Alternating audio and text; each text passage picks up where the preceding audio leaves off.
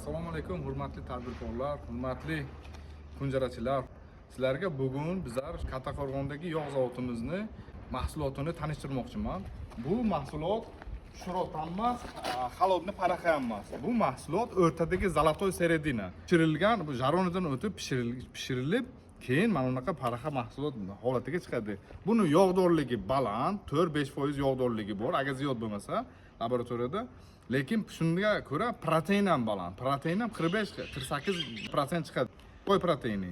Keyin bu nima uchun, nima afzal? Bu nima uchun sizlar paraqani o'rniga, yoshrodni o'rniga buni predlagat qilayotganimizda maqsad nima? Maqsad shuki, bu narsa pishirilgan bo'lishiga nimasi qaramay ham proteini baland.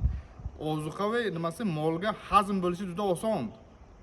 Mollar juda tez semiradi, tez o'ziga oladi. Keyin masalan agar yarim satilni uyutib qo'ysangiz 1 satil bo'ladi.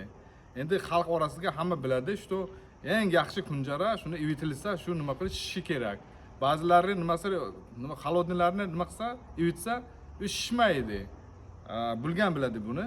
Shuning uchun bu mahsulotni hamma taraflama zo'rligi uchun sizlarga taklif qilamiz. Ob'yemiz katta, murojaat qilinglar, dastavkamiz bor, butun O'zbekiston bo'yicha yetkazib beramiz. Hammalaringizga taklif qilib qo'yamiz, takliflarni kutib qolamiz. Xayr deymiz, salomat bo'ling.